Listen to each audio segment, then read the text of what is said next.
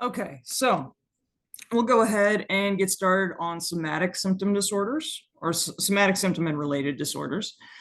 And this is a little bit shorter than most. Let me make sure that we're going. Okay, we're going. So here we go. So when we talk about somatic symptom disorders, we're looking at disorders in which an individual has significant physical symptoms in which there's no organic cause. And so basically doctors can't find anything that's wrong.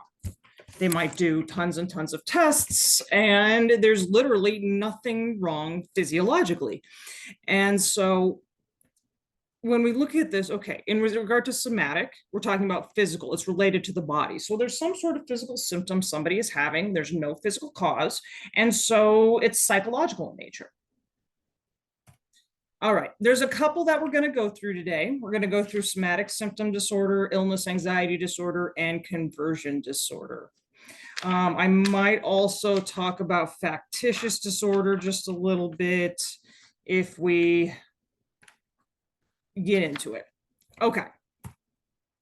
Let's see here. Okay, so somatic symptom disorder. Sorry for the noises with my chair and desk here. All right, so with somatic symptom disorder, there's usually the presence of one or more somatic symptoms. Again, that the doctor can't explain. Maybe it's a pain in the arm, or maybe an arm just went numb or is paralyzed. And the doctors literally cannot find any physical, neurological, biological reason for it. And there's usually excessive thoughts, feelings, and behaviors related to the symptoms. Again, thoughts about the seriousness of the symptom, like, oh my gosh, I'm never going to be able to use my arm again. Frequent complaints and requests for help. Again, I just don't know what's wrong with my arm. Health-related anxiety and excessive research. So maybe spending a little too much time on WebMD. And there is substantial impairment in social or occupational functioning. And so it literally gets in the way with somebody going about their life. This is again, so it's outside the norm for this to happen. There's distress and that there's anxiety, pain, numbness, something of that sort, and it's getting in the way of life. Now, if the symptoms are explained by a known medical condition, the person's reaction to the symptoms must be judged as excessive. So maybe there is a cut that needs stitches on my arm. But for example, I believe that my arm is going to need to be amputated. That would be excessive. So it has to be, again, outside of the norm, outside of what is considered to be a normal reaction to a physical ailment. Okay, so when it comes to somatic symptom disorder, I'll go ahead and read through this, and you can refer to the DSM-5 that is in your course resources as well. It's the same criteria as what I'm going to read you in the DSM-5 TR. But again, there's one or more somatic symptoms that are getting in the way of life and are distressing. There are excessive thoughts, feelings, or behaviors related to these symptoms and associated with health concerns, but that at least have one of the following. So, one, disproportionate and persistent thoughts about the seriousness of one's symptoms. So again, it's outside of what would be a normal concern. Again, I might need stitches in my arm, but I'm convinced I need my arm amputated or will be amputated. Persistently high level of anxiety about health or symptoms. Okay, maybe I also have, my side hurts. And so as a result of that, I think that I might have cancer. And I'm constantly worried about it, constantly thinking about it. Excessive time and energy devoted to these symptoms or health concerns. So I'm going to every single doctor possible. I'm doing excessive research. You need at least one of those. Okay. Then, even though the symptom may not be continuously present, the state of being symptomatic is persistent. So at least 6 months. So this has to go on for 6 months. It's not something, because I think we all go through this once in a while where we're concerned about something. Maybe I have a little nodule in my neck and I get really worried about it for about 24 hours or so. And then it just kind of goes away. And I don't really worry about it after that. That's normal. For me to maybe have a nodule and I'm worried about it day in and day out, doing research, going to doctors every day, and they can't find anything, that would be excessive.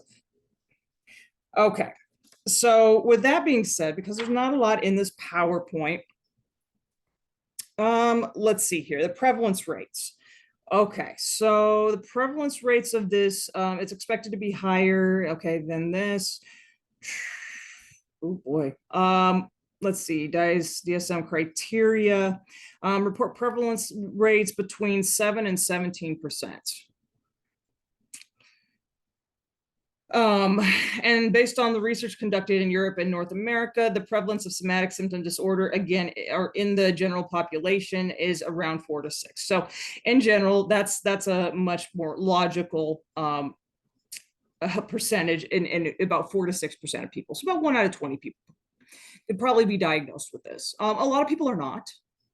Because sometimes what happens is that even if a doctor can't find anything that's wrong and a person is still excessively concerned, that's with all of these really, they don't always refer to a psychiatrist or a clinician, like a psychological clinician. That doesn't always happen. And so the person with these disorders doesn't always get the treatment that they need.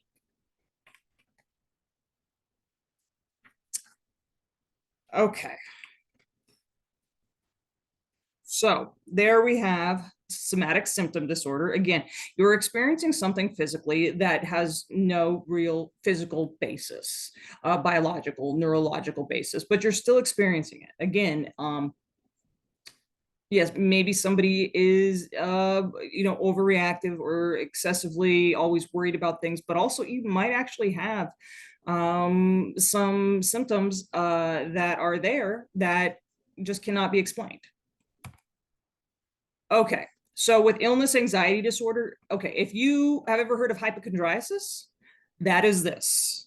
Now it's just called illness anxiety disorder. So if you know what that is, pretty much the same thing. But in regard to the clinical description, and then we'll go through the criteria, which again are not on this PowerPoint, but they are in that document.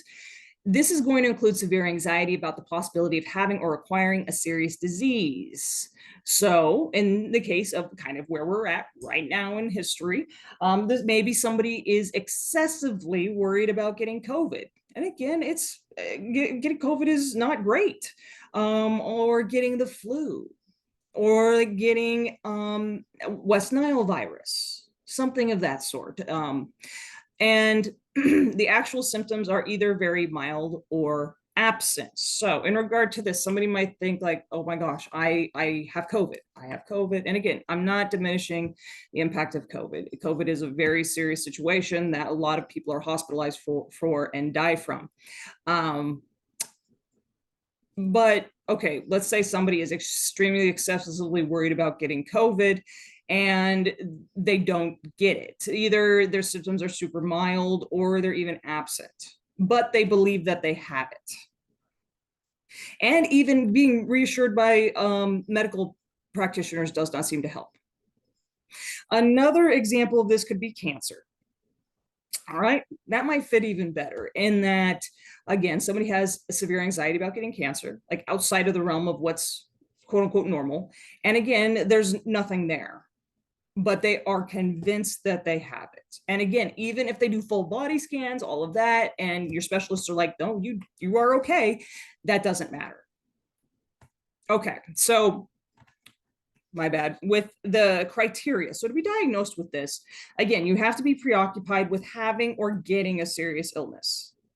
You're either preoccupied with having cancer, getting cancer, again, hypothetically. The physical symptoms are not present. Again, there's nothing indicating that this is the situation, or if they are, they're mild in intensity, indicating that somebody probably does not have that. If another medical condition is present, or there's a high risk for developing a medical condition, so like strong family history, there we go with cancer, the preoccupation is clearly excessive or disproportionate. And again, if you have a family history of cancer, there might be different tests that you get done regularly because, again, you have a family history. But this even goes along with that. You're even getting the tests and everything, and you still have an overtly excessive response. Okay, C, this has to be in place. There's a high level of anxiety about health, and the individual is easily alarmed about personal health status. So again, maybe again, they're excessively concerned about getting cancer and their side starts to hurt.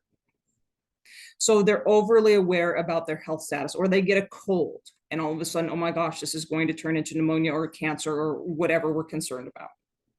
They perform excessive health-related behaviors, so they repeatedly check their body for signs of the illness, maybe checking for lumps constantly. Again, that's good to do, but excessively. Or they're exhibiting maladaptive avoidance. So even though they're overly preoccupied with getting cancer, they will not go to the doctor to get it checked out. So it can go two ways here. It's either doing too much or too little. The illness preoccupation has been present for at least 6 months. So again, like somatic symptom disorder, you have to have this type of behavior for at least 6 months. But the illness that somebody is worried about getting, it can shift. So maybe initially we're excessively concerned about getting COVID, but then for whatever reason that evolves into cancer. And the illness-related preoccupation, it's not better explained by something else, like somatic symptom disorder, panic disorder, anxiety disorder. And again, as we're talking here, there are some anxiety-related disorders that are associated with this that might be a better fit. When it comes to prevalence rates of illness anxiety disorder, let's see here. It's right around 1.3 to 10%. That's a pretty big gap right there. Individuals that go to the hospital by ambulance, the 6 and 1 month prevalence rates are between 2 and 8%. So that's probably going to be a little bit higher because, again, somebody's in an ambulance, they probably reported that something is not quite right. Okay. So again, that's going to be somatic symptom and illness anxiety disorder. Now, here's the thing. Those two disorders we just went over kind of sound similar. All right, so yes, this can be confusing because when we take an exam, you're probably going to have to be able to tell the difference between these two disorders in one way or another. And so, because both disorders involve anxiety about physical health. And so how are you going to if you had a client walk in, how are you going to delineate between these two? Now, in illness anxiety disorder, symptoms are either very mild or absent. There's no symptoms. There's no symptoms. And the main problem is the high worry about having a serious illness. In comparison, the somatic symptom disorder, the symptoms are present. So in comparison, okay, so somebody has illness anxiety disorder, and so they're extraordinarily worried they have cancer, but there's nothing bodily that they feel that is wrong. Their side doesn't hurt. Whereas with somatic symptom disorder, yeah, their side hurts, even though there's nothing physiologically there to base it on. The main problem is the preoccupation with symptoms themselves. So with illness anxiety disorder, the issue is anxiety about potentially developing something. Whereas with somatic symptom disorder, the symptoms are most commonly there already. They're experiencing some sort of symptoms that are unexplainable. So with illness anxiety, no symptoms, plenty of worry. With somatic symptom disorder, you're looking at symptoms and worry. So I hope that is helpful in delineating between those two, because again, they don't get diagnosed that often, even though I gave you some decent rates, but we don't usually hear people having these very often. But if anybody would ever have to distinguish between those two, hopefully that helps in distinguishing between those two. So some theories of these two disorders. There could be cognitive factors. They have a dysfunctional belief about illnesses and that they can contract illnesses very simply, that the illness is just going to show up. Maybe there won't be any symptoms, it's just going to kill them. But again, they're beliefs that are outside of the norm. And they pay too much attention to physical changes and catastrophize symptoms. Again, so maybe my side hurts or my neck hurts because sometimes I sleep funny. But all of a sudden, again, they're catastrophizing and that maybe I have cancer in my neck. Not that I didn't sleep well, but maybe I have cancer. Let's see here. Stressors. PTSD also put people at risk of developing one of these disorders as well. So again, that high level of anxiety, stress can result in the development of this. Let's see if I have PTSD in here with everything. I really don't. And then there's 3 additional factors that might contribute to it developing. Again, stressful life events. So when it comes to stressful life events, okay, these disorders might come about after there's some sort of serious stressful life event, or something that was stressful physically, but it wasn't necessarily a threat. Um, Also, like a history of child abuse, serious childhood illness, serious illness in a parent, death of an ill parent, that can also predispose to the development of the disorder in adulthood. So again, that's what you have seen. And so as a result of that, that's what you expect. Also, there are the benefits of illness, sympathy, attention as well. So there is that piece. Okay, treatment. There really isn't a ton of research on the treatment that's effective of this. Mild cases of illness, anxiety disorder, and they may benefit from cognitive behavioral treatments or detailed education, reassurances from medical professionals that is not going to work with somatic symptom disorder. But again, working on those catastrophizing thoughts, changing the beliefs associated with illness could help those with illness, anxiety disorder. Exposure treatment can effectively treat illness, anxiety disorder. And so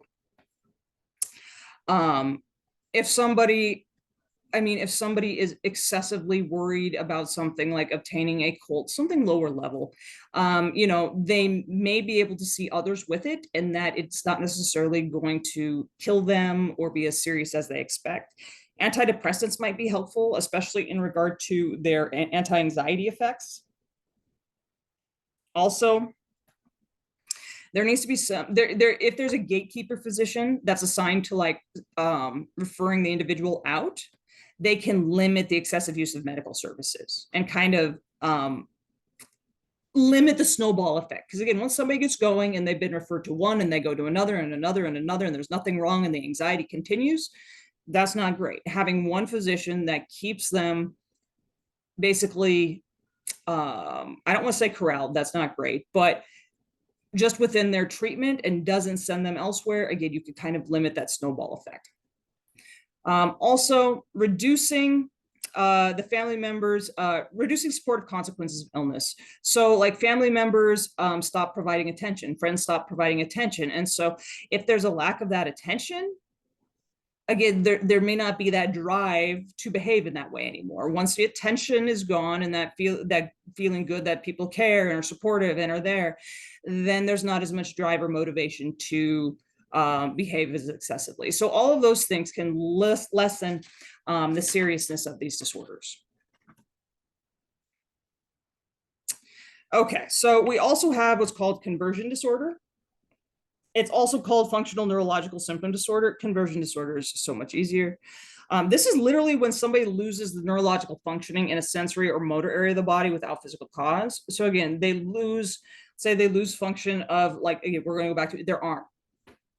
They literally do. It's just hanging there, literally. Some of the common symptoms, again, with the loss of use of that part of the body: paralysis, again, maybe your arm is paralyzed; tremors, there's people that have gone blind; mutism, non-epileptic seizures, not being able to hear, loss of coordination, and again, anesthesia in the limbs, so just numbness. It has to be a significant cause of the stress impairment. But here's the difference between conversion disorder and like your somatic symptom disorder. The individual with it just might be indifferent toward the symptoms. Like there's like, oh, okay. They're not overly excessively anxious or stressed about it like the individuals in the previous disorders. And again, their functioning might be mostly normal because again, they're not focused on it and they just kind of keep going. And these are individuals that are not deliberately faking the symptoms for the purpose of concrete gains. They are not malingering. That would be considered to be malingering when somebody fakes symptoms specifically just to get attention. This is actually happening. So let me see here.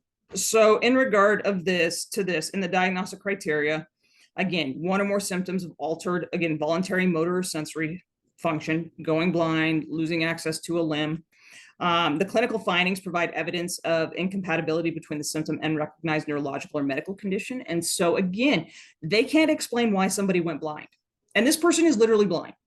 They are blind. It's not just that they think that they have the symptom, or it feels like they are actually blind, paralyzed, mute, um,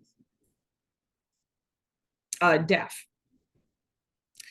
and they can't find any organic reason. The symptom or deficit, it's not better explained by something else. Again, there's no basis for it.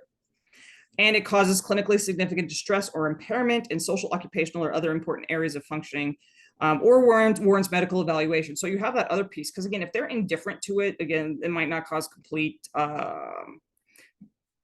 distress. But again, if you go blind, it's going to cause dysfunction in your life. And if some of these things happen, like, it does need medical attention, because these are so massive. And again, kind of what we were talking about, some of the symptoms I gave, but also, again, weakness or paralysis, abnormal movements, like we talked about, tremor, even swallowing could be an issue, slurred speech, seizures, sensory loss, like the anesthesia we talked about. Yes, you can't see, taste, or hear anymore, or there can be mixed symptoms as well. And then you also have to specify, okay, did this last less than 6 months, or has this been going on for longer than 6 months? Because sometimes these will, like, the abilities will return. Sometimes they won't. So is it an acute episode, or is it persistent? Is it less than 6 or more than 6 months? Okay, so let me see what else here.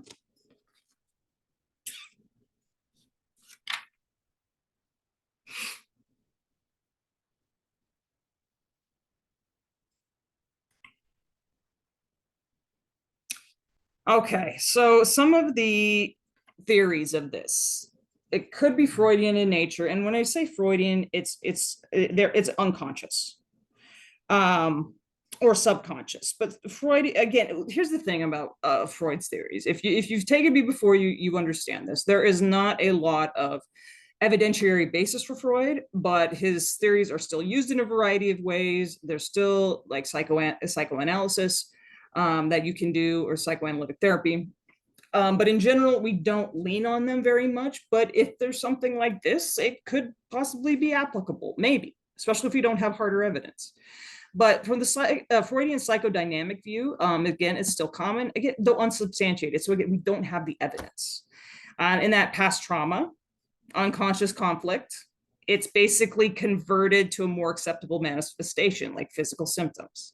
So again, it is your brain's way of turning that trauma into something physical in nature.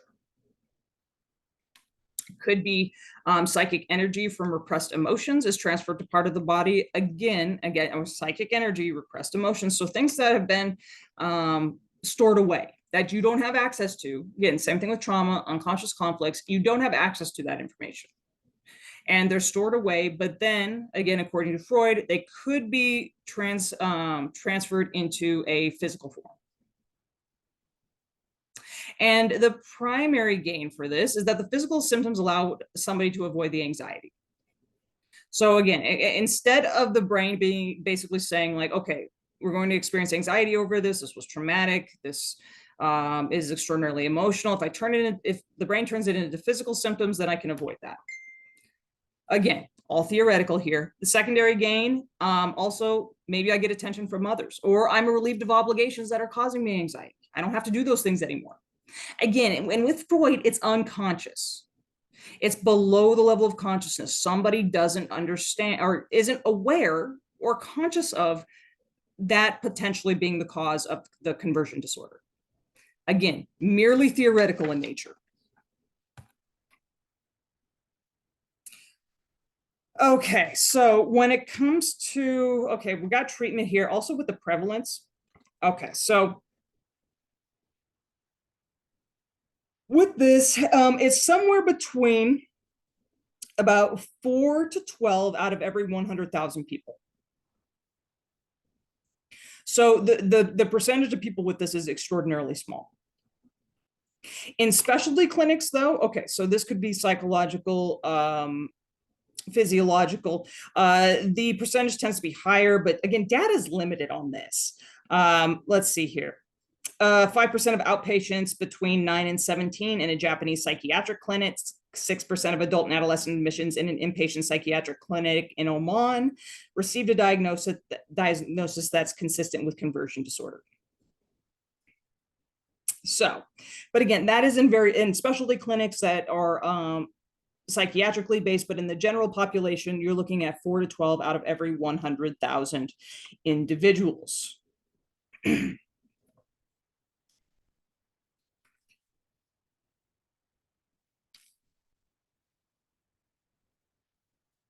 Trying to see if there's anything else that I should tell you about here. Okay, so the treatment of conversion disorder. If the onset is after trauma, again, you know that there was a trauma that occurred in an individual prior to happening. You may need to process the trauma or treat PTSD symptoms. So you might be looking at something like EMDR, CBT, maybe some medications associated with what we would usually use with PTSD. So again, you're going to treat the trauma. You're going to treat the trauma, and then again, the hope is that it works on those conversion related symptoms. Removing again sources of secondary gain. If again, even there's an unconscious thought that again they're going to get attention. Removing that, and reduces supportive consequences of talk about physical symptoms. Again, so removing the sources of secondary gain, that attention, and the supportive consequences of talking about it. So again, removing those positive rewards associated with having the issue. But when it comes to conversion disorder, it's very possible that it is trauma-based.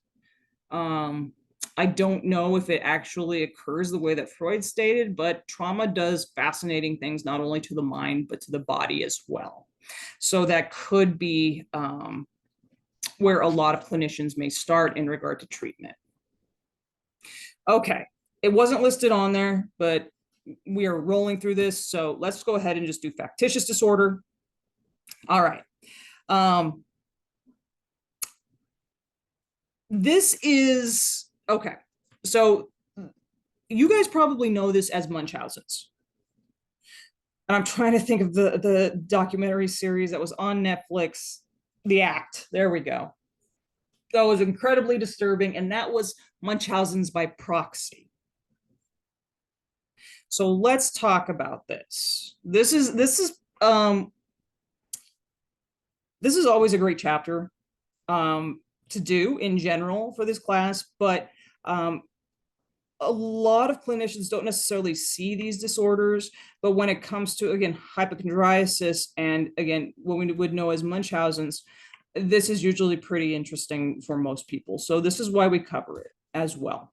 And to provide some context to some of these like documentary series that are out there too, or information. Okay, with factitious disorder, you're deliberately faking an illness to gain attention. You're not actually having symptoms. It's not that you think you're going to get sick and you don't have like paralysis. Those things are not happening. You are deliberately faking an illness to gain attention. You are, okay? That's with factitious disorder. And sometimes it might actually induce physical symptoms, or somebody just pretends to have them. That yes, if you think about something long enough, it can happen. We call it a self-fulfilling prophecy.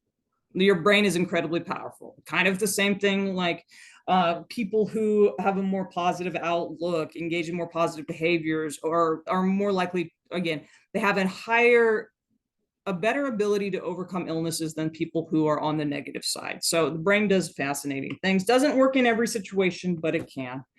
And here's the thing is that there's no obvious external gains. It's not obvious.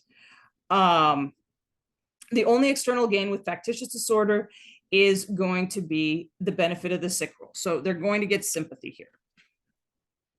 They will get sympathy. Now, we also have what's called malingering. And you hear about malingering a little bit more.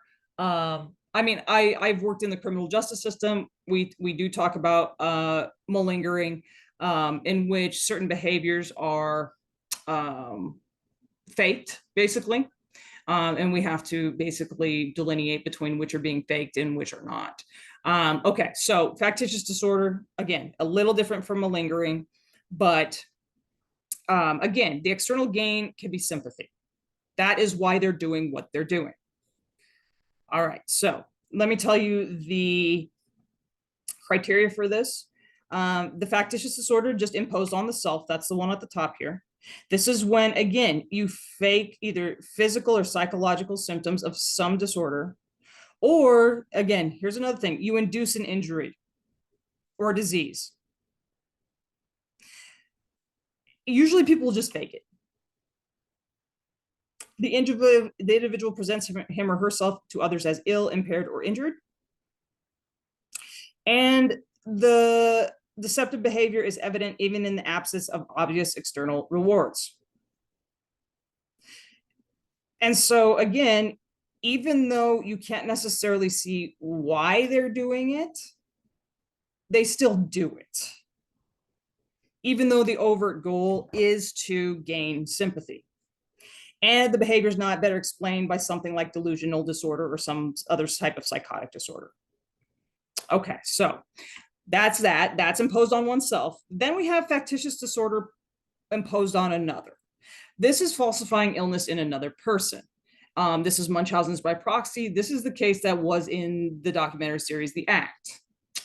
And with this, okay, so first one is on yourself. Second one is on somebody else, very commonly a kid or a child, somebody's child. And again, this is faking a physical or psychological symptoms of a disease or inducing an injury or disease in another.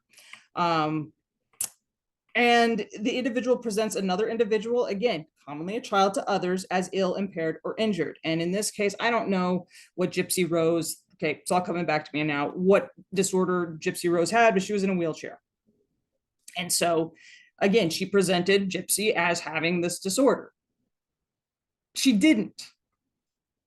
She basically indicated like she could not walk, and she basically convinced Gypsy she could not walk too. So that was that.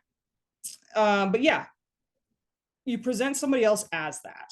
And the deceptive behavior is evident even in the absence of obvious external rewards. Okay, so again, that behavior is there even when they're not getting sympathy for their kid or they're not getting some sort of reward.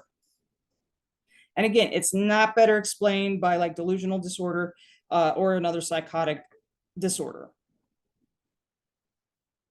And here's the thing is, okay, so you're not diagnosing, again, in this case, like the kid. The kid does not have this. It's the perpetrator. It would be like the parent. Okay. And again, in something like Munchausen's by proxy, or if we're talking about okay, for up here, malingering is like it's factitious disorder for a guaranteed award. Something, maybe it's money, maybe getting time off. There we go, military service. There's some sort of outcome, and you can tell what it is. Whereas up here, oh, where is it? There's no obvious external gains. Okay, so with factitious disorder, again, there's no obvious external gains, even if there is, but a clinician cannot tell. When there's malingering, again, they're faking something to get something that you can tell what it is. Like in the criminal justice system, we would say that somebody is malingering specifically to potentially get less time in prison or to be considered to be incompetent to stand trial. So again, there's some sort of concrete objective here. Now, down here, again, they're falsifying an illness on another person, Munchausen's by proxy. That is what Gypsy Rose's mother had. And she did do it in order to obtain sympathy from others, and it resulted in them like getting a house and other monetary and physical gains. But factitious disorder imposed on another is Munchausen's by proxy. Okay. Let me see here. Prevalence rates. In general hospital inpatients in the US referred for psychiatric consultation. Okay, so this isn't an inpatient facility. It's estimated that 1% meet the criteria for this. So again, it's very low. It's only 1% in inpatient populations. So in the general populations, it's incredibly rare. But okay, that's factitious disorder on oneself. Factitious disorder imposed on somebody else, or again, Munchausen's by proxy, that seems to be encountered more frequently. Now, here's the thing: is that factitious disorder on oneself, that is going to be more likely to be diagnosed or treated. Factitious disorder imposed on another, or Munchausen's by proxy, again, the person is not going to reach out for treatment. They're going to possibly have to get caught to be diagnosed and treated, because again, they're not ill. They're not ill. And again, with factitious disorder imposed on oneself, that could also be the case, but on somebody else, it's definitely, I would say definitely, probably, it is probably the case that they're not reaching out for help, because again, they know that they are faking something in order to get an external reward in general, even if it's not clear to other people. So again, with these, let's see if I have anything else on this. I don't. With these two, again, these are the ones that most people are going to think of. Illness, anxiety disorder, you may also run across, but somatic symptom disorder, and conversion disorder, you're really not going to see that much. But again, hopefully this provides a little clarification, especially when we're watching, again, Gypsy Roses on TV, you watch certain documentary series. Hopefully this helps clarify those things a little bit. But this is a short chapter, and so that's all I've got for today. And I hope everybody has a great rest of the day, and I will see you soon.